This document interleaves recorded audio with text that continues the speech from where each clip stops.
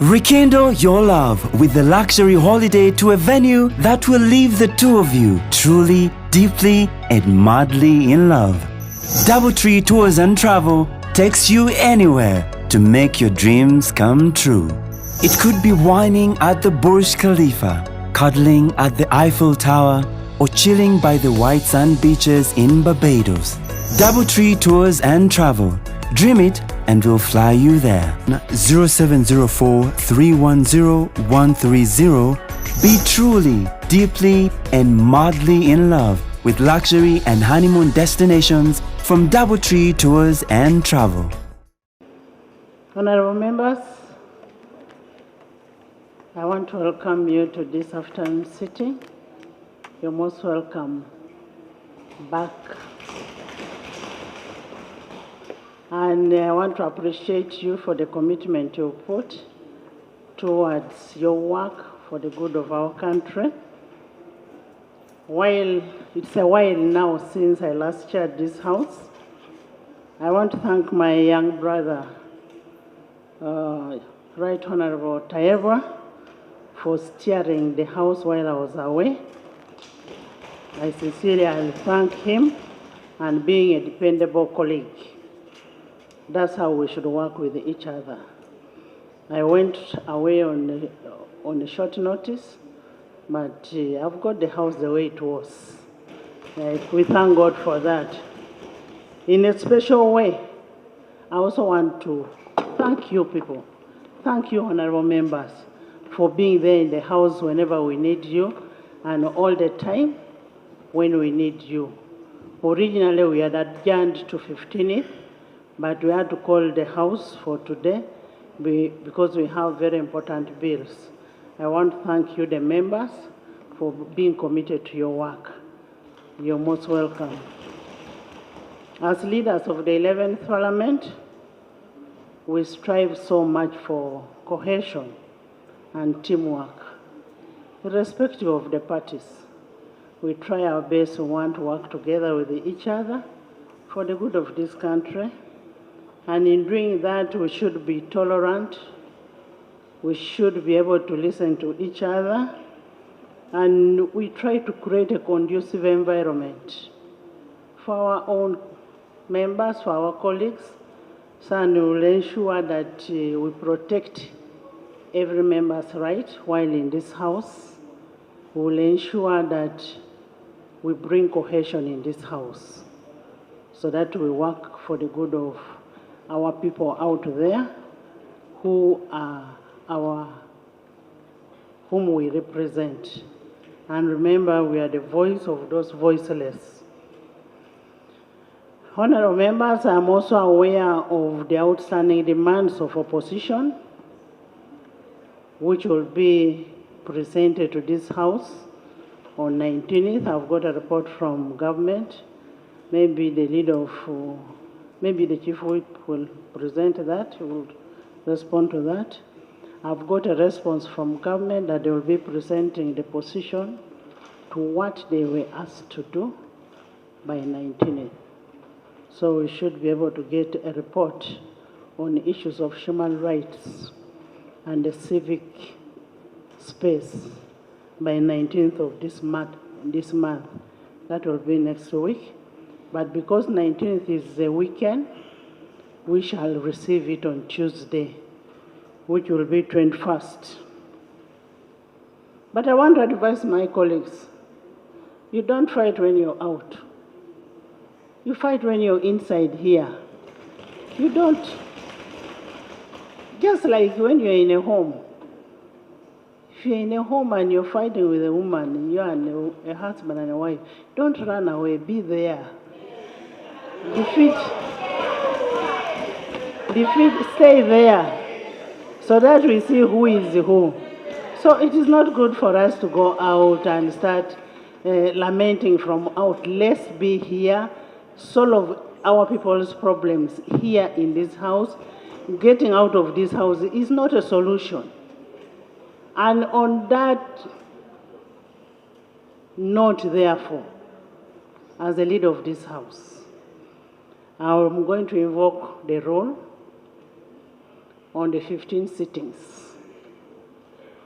I am going to invoke the rule on the 15 sittings, and I want you members to come to the House. Don't miss for the 15 sittings. Don't be deceived that you should walk out. I will count 15 sittings. Honorable members, we all appreciate what is going on. We are all Ugandans, and Uganda is for everybody. So if you're not going to do work for the Ugandans when you're in the House, then we'll apply the rule for 15 sittings, and then we'll see what to do. Honorable members, and remember that is Rule 1126 of the Rules of Procedure. Honorable members, as you know, I went for a short leave. I want to bring you greetings from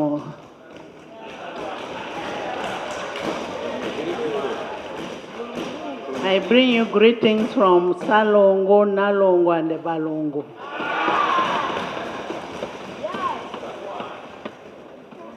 They love you all. You're all their uncles and their aunties. And holding a position like mine does not stop one from being a mother. I hope I inspire most of you. And being a politician, I am not a civil servant for anybody to ask, why has she come back from leave? I'm not on maternity leave. A politician does not have maternity leave. The law prescribes for a civil servant. Politician is not a civil servant. So if I'm in good health, I come and serve my country. The problem we have with the social media, with our friends who love social media, they know everything. They are doctors, they are nurses, they are gynecologists, they are pediatricians. They even want to be salongos when they cannot be salongos. They want to know when Nalongo is pregnant. They know everything, but they don't know anything. So don't give us a shrinking social space. For us, we are here to serve the nation. We have lives to live, and we must live our lives to the fullest. Honorable members, as we start the House today, I went to Zambia Hospital to check on one of our colleagues, Honorable Segrenya, and I encourage all of you, as a colleague, a brother, a friend, to check on him. But I want to tell you, I was very impressed with the services in that hospital. It's a private hospital, but I was very impressed. I also, on the same note, I want to thank Kampala's hospital. I had a lot of rumors that those politicians spend a lot of our money on going to give birth out. I gave birth from Kampala Hospital here. And they are still asking why a private hospital. It's a choice. Private institutions are here to complement government institutions. Let's not look at smaller things. Let's be happy with our country, love our country. We need private sector to complement government. Yesterday I was in Mulago to visit Honorable Lotu. Honorable Lotu got involved in an accident and is in Mulago. Actually, the time I went to hospital, he was in ICU. I didn't know that Mulago had the best ICU. Mulago has the best equipment in the country. The problem we have with Mulago is the human resource. And as we go into budgeting process, I want us to support the National Referral Hospital by providing them with money for human resource. We also need to support the private sector, which complements the government sector. Honorable members, as you are aware, that the term of office for standing committees is coming to an end. I want to request all of you to put your applications to your respective whips so that in the next sitting, when the year is beginning after the break off, we should be able to consider the committees and then the commissioners. Those who want to take up those posts should put in applications and we consider it. And finally, on a special note, I want to thank Mama Janet Museveni and His Excellency the President for the support they gave me when I was doing my motherly duty. I thank all of you for the messages you sent me, for the love you showed me. I thank in a special note again Japan, Right Honorable John Patrick and Mama Mbawasi, and still on a special note, the Katikiro of Buganda. All those people have been there, they've been there for Balongo. For you, you are the owners of the Balongo. The other ones are outsiders. So we must really thank them for that. I wish you a nice deliberation for today. Thank you. Next item.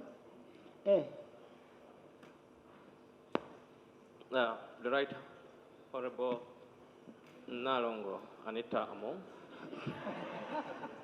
the Speaker of the Parliament of Uganda. I want to appreciate your statement and to welcome you back in Parliament and to say congratulations on behalf of the people of Busia Municipality and Busia District for having brought us the twins. Madam Speaker, in your submission, you have talked a lot about cohesion, and really I want to thank the Deputy Right Honorable Speaker in your absentia. It was business as usual. That gives us a picture, we who were in the 10th Parliament, of demonstrating a lot of unity. I want to agree with you that Parliament is the August House, where all issues, complaints, and battles are solved. Our brothers and sisters in opposition, it does not benefit them to go and complain on the streets about the human rights and the civic rights of Ugandans when they are out of the house. At the same time, wherever they are complaining on the streets and outside Parliament, they are full in the restaurant, full in the corridors of Parliament, and full in committee meetings, which brings a question mark whether they are the voice of the people who voted them. I therefore call them upon to come back and also call upon government that we should stop dialogue dealing. Why do we take that long to give a statement on issues that have taken long when opposition are asking for them? The more we delay, the more we give gap to the opposition to show that the NRM regime is not performing. Moreover, we have been there for some time. Therefore, Madam Speaker, you are spot on. And I want to pray that on that day you have given government, they should come with a rightful statement, not to come with a workshop statements, so that opposition can come back to the House and begin checking us who are in government. Thank you, Madam Speaker. Thank you, members. One, the Balongo are not a matter of discussion. As I said, they love you and they wish you well. They are not a matter of a discussion for now. Two, the issue of opposition, I said it, and it is that. Opposition is not one party. I have seen my elder, Matt Cecilia is here, she's opposition. I've seen the president of UPC's opposition. I have seen there's opposition in the House. There's opposition in the House, and we need is, as I said, cohesion. And members, free sitting. And relax, have, Honorable Namilyango, there's even a free seat here. Please have a seat. Honorable members, I want us to we will get a statement from government on 19th on that. And as the Honorable Macho says, let's come with a comprehensive statement. It doesn't cost us much. And our colleagues will come, those who are not in the House, will come when they feel they should. Yes, I'll say a word before my chair. Thank you.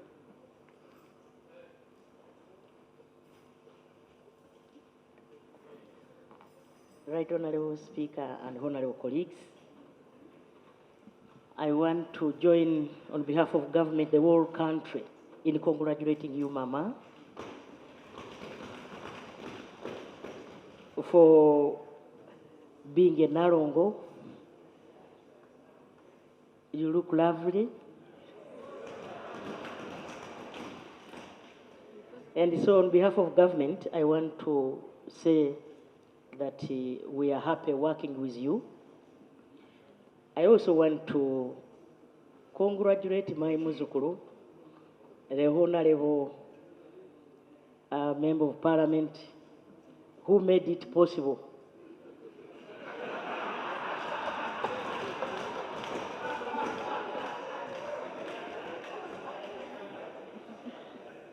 That one. Honorable Speaker, I want to also thank members, especially all those who gave you congratulatory messages. Actually, including yourself, my sister. Including myself. I believe including the President. Everybody is happy that you made it and you have added to the population of this country. Thank you so much. May God bless you, ma'am. Thank you so much, my sister, Prime Minister. Me, what I can tell you, I'm living a full life. The only thing I was left with were Walongo. I have it all. I am living a full life. I have no problems. Yes, my chair. Thank you, Right Honorable Speaker. Thank you so much, Right Honorable Speaker. Right Honorable Speaker, allow me to add my voice to colleagues to welcome you back, but also on behalf of the Uganda Women's Parliamentary Association, allow me to congratulate you for this double joy of our little twins. And I wish you and the babies good health. But Right Honorable Speaker, this country is blessed with very good doctors. One of the best doctors in the region. However, Right Honorable Speaker, the doctors lack that enabling environment to enable them perform the tasks that they want to perform or they need to perform. If you went, for example, to the neurosurgery department in Mulago, you will find there are very few. I don't think there are even more than 10 currently qualified neurosurgeons who are at Mulago Hospital. But the space is not there, Right Honorable Speaker. When you move to the regional referral hospitals, we've moved to Mbale. I know we were doing some work. You may ask what I did when we were in the Ministry of Health. But with support from government, we've tried to expand, build some new structure. May go, but they can't. So let us have the facilities For me, so that they can be able to get the services. I can't go. I live within Uganda. And Thank you, Right Honorable Speaker, for that. And I hope the others also follow suit. If you want to give birth, please give birth within. Giving birth is not a medical condition to take you out of the country. Thank you very much, Right Honorable Speaker. Thank you. Honorable members, the issue of health care, we must really take it seriously. Let's not really concentrate on maybe only one hospital. Let's look at all the hospitals throughout. Like we passed a law of recent on organ transplant. I went to see the facilities available, everything is available. But what they don't have is the human resource still. And they don't have the building where they can keep the donor and the donee for them to be able to recover. The construction is underway, but taking too much time. And I don't know, Chairman, you need to make a follow-up on this. Do you have anything to say, Chairman? Health. Right, Honorable. On 6th floor, in the corner, we have 2 theaters that were built purposely for organ transplant and 3 ICUs specially for that purpose. But the problem with Mulago Hospital, Right Honorable, is water. As I've mentioned earlier, the water comes in the night, and by 10 in the morning, there's no water. There are issues to do with the sewage. The air conditioning is not working, and of the 6 lifts, only 5 and only 1 is working. So the hospital, we need 25 billion shillings to be able to put it to the national referral hospital status. And I hope we can get that during the budgeting cycle. Thank you. Right Honorable Prime Minister, can you give us a response to that?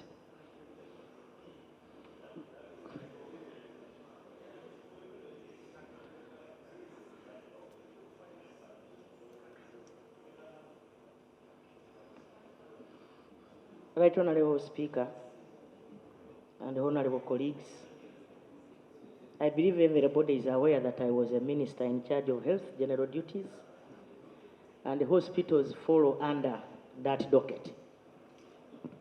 Right Honorable Speaker, being a Prime Minister and having been a Minister of Health, I want to pledge. First wait for the pledge.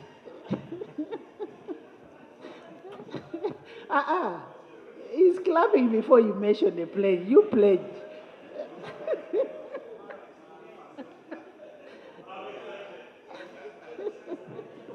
Honorable Speaker, I want to pledge that it is government's responsibility and a policy to make sure that our people get the deserving treatment in our hospitals.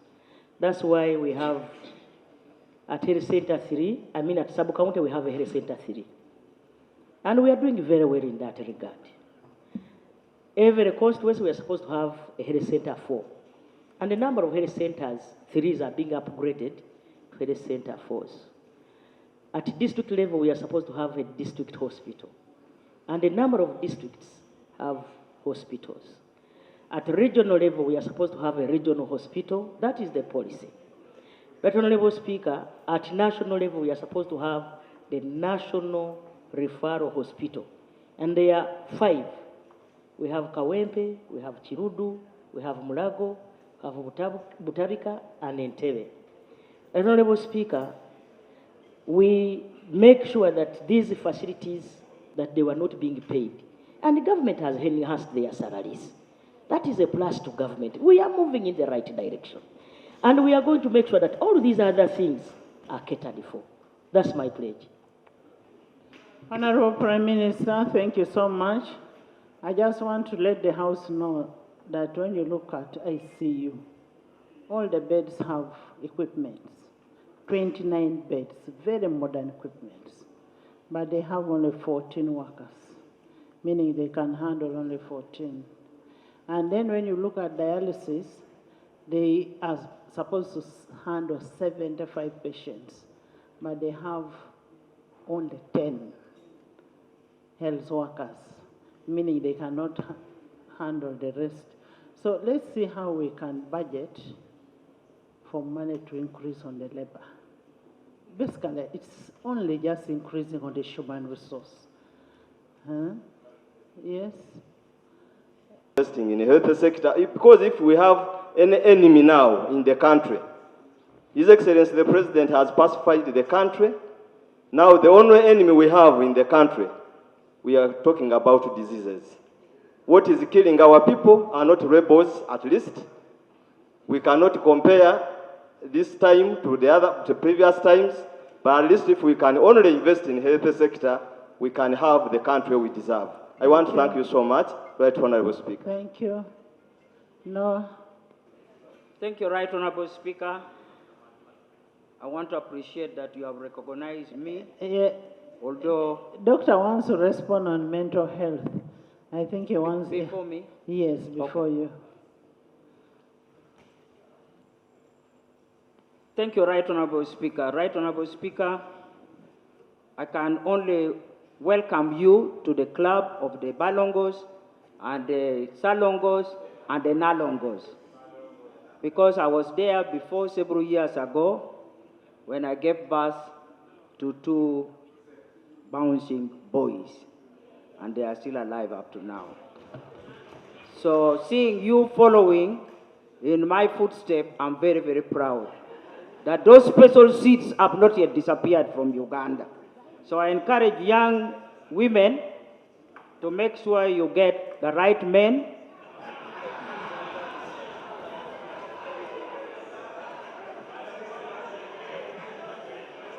and increase our membership. Right? Right, Honorable Speaker, I'm standing here not very aware whether the opposition is still in protest. But in case they are in protest, because of very important matters of national importance, I'm compelled to come here and address the issue in the House. I have no other platform. So I want to make that matter straight. And secondly, also, since I'm now here, I'm pleading with the government to make sure that the matter of the opposition is addressed as soon as possible. We don't want to see a divided country. It is high time we show political maturity by being together, although we disagree, but we should always be together. But Right Honorable Speaker, I requested you that I raise a matter of national importance pertaining to a very important international agreement which Uganda as a country and the whole of Africa who are members and other regions are supposed to sign, and the deadline is tomorrow. Right Honorable Speaker, you assigned me responsibility to be in the delegation of ACP EU. And by virtue of that, I've been participating in the debates pertaining to this particular agreement. You are all aware that the ACP EU had the Lome Convention, which lasted for 20 years. And from 2018 to 2020, they have been discussing how they can review the agreement to come up with a new Tottenham agreement. Indeed, the agreement has been reviewed, but new clauses have been entered into this new Tottenham agreement, which we have raised on the floor of this House. But we are insisting that the government should come up and address this House so that we know what is the position of Uganda on the new Tottenham agreement. Right, Honorable Speaker, in 1 minute, I want to tell you that this agreement raised 4 critical areas that need to be addressed. One is that the 3 regions of Africa, Caribbean, and Pacific have to be separated in this new agreement, whereas AU remains a solid bloc. But Africa must now stand alone, Pacific and Caribbean. Now, we disagree with this because we are the ones who are going to benefit from the European Union fund. Now, if we are separated, you definitely weaken our bargaining power. So we feel this is a matter which we must fight and reject. And we cannot allow to sign an agreement which is going to make us weaker. Secondly, Right Honorable Speaker, one of the things that will hurt you and me and all Ugandans is that in that agreement, the or whatever it is, will have to accept because we have signed the new Tottenham agreement. And finally, Right Honorable Speaker, There's so many clauses that we can all read. The document is available in the library. But one of the things that has come out loud and clear and emphasized in many, which you have been at the front line to fight, it is now a critical issue, which if you don't accept this LGBTQI and even Q now is there, we in Africa, and particularly we Christians, you commit an abortion, it is a crime. To commit an abortion, you cannot enter heaven because you have killed life. But for us, it's now a right that anybody can do abortion and should not be a sin or a crime. I don't know whether we can allow that. For me as a Christian and as an African, I don't think I would allow that. Right Honorable Speaker, it is important that you know the membership of this ACP-EU. Are facing a disruption in their order of business and communications operations. As you may have realized, many people of Uganda have had their phones disconnected and SIM cards switched off, and most have been called for either a new verification exercise or update. Many people had their money stored on their mobile wallets, on their SIM cards, and could not access it.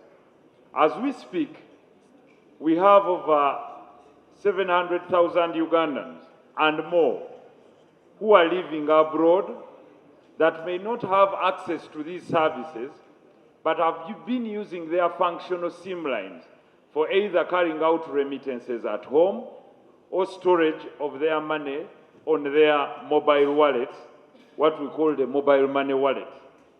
Now, recently, many have got communication of disruption in service to the effect that their SIM cards are no longer fully functional, and mainly to communication and operation of the mobile money wallets. Now, some were at the period where they were supposed to remit monies for school fees for their children, and others for their own operational businesses.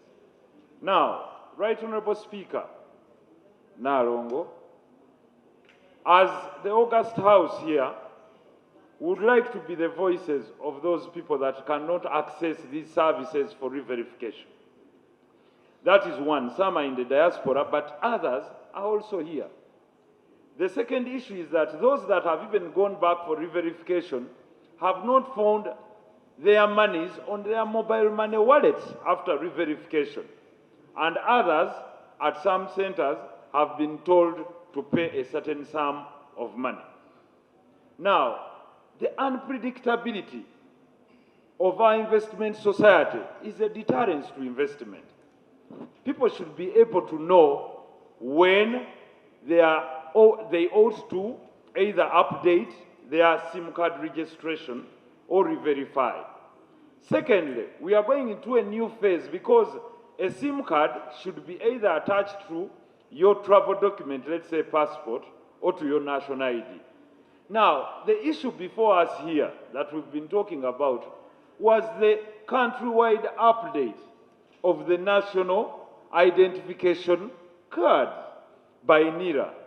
So we are going to go into an exercise of SIM card registration and a year later go back into an update exercise for national ID verification.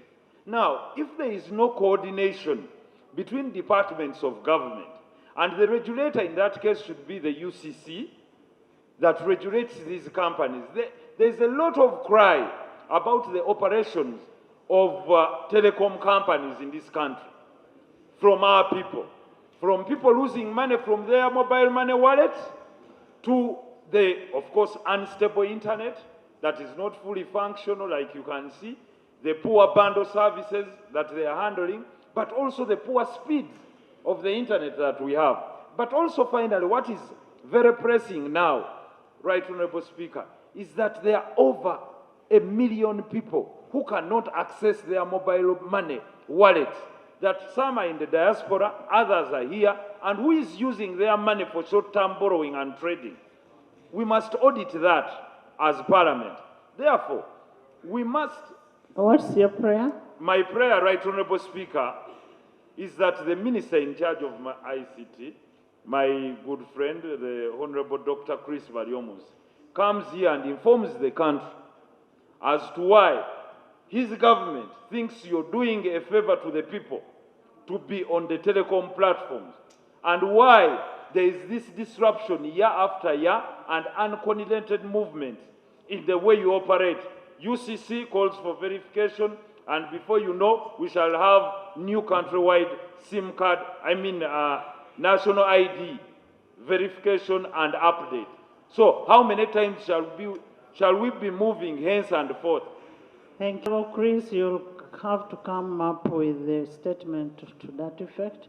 I've had a number of people saying they've been cut off.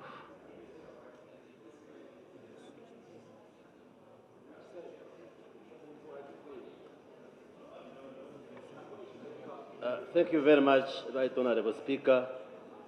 And I want to thank the Honourable Sereko for raising the issue, although he's mixing many things in his submission. Government is coordinated, and the various agencies of government, UCC, NIRA, Ministry of Security, Ministry of ICT, we are coordinated and harmonized. I will come with a statement, maybe written, maybe next week. But for now, what I can confirm is that under the leadership of UCC, there has been a process of verification of SIM cards. And if your card was not verified, if you use it to call, there would be a reminder that between now and 11th November, please verify this card, otherwise it will be switched off. Even me, my Airtel card, I had to go for verification, and no money was charged from me. So the process is on, but I will come with a written statement, maybe Tuesday, if you give me time to give the details. Thank you. But we shall investigate whether in the process people's money is being removed from the SIM cards. Yes. So the issues of the diaspora, we shall come with the answers. Finance has a response on money. You know, it talks money. But it is also true that next year, through NIRA, there will be a mass registration of all citizens. And there is no contradiction with the current process of verifying SIM cards, because, no. You can get the new ID, but the NIN can remain the same. So there is no contradiction at all. All these activities are harmonized and are well coordinated within the government. Thank you very much. And it's also good for us to continuously have updates and verification. But also to add, Madam Speaker Narongo, that one of the benefits of this exercise is to reduce or eliminate cyber crimes which are committed using telecommunication, because you find there are people who have SIM cards, they are not registered in their names, and they use them to commit crimes. So one of the benefits of this exercise is to make sure that if you have a SIM card, it is in your names, and you are responsible for anything you do using that SIM card. So we call upon members and the public to cooperate with the government to make sure that we have SIM cards registered. It was actually the move of computer misuse. Absolutely. So a written statement to answer all the issues, but I also engage Honorable Sereko to give me more details so that we can have a comprehensive. Thank you, Doctor. Thank you, Right Honourable Speaker. Right Honourable Speaker, in the year 2020, this House enacted a law called National Payment Systems Act. This act established a platform where all electronic money is regulated by Bank of Uganda. I wish to allay the fears of Honourable Sereko that those who are being cut off their money is being lost. That is not the case. All this money settles in Bank of Uganda, and the customers, the owner, the claimants of the money, there is a mechanism in the Bank of Uganda where they can claim all these balances. I thank you. Thank you so much. Honorable David.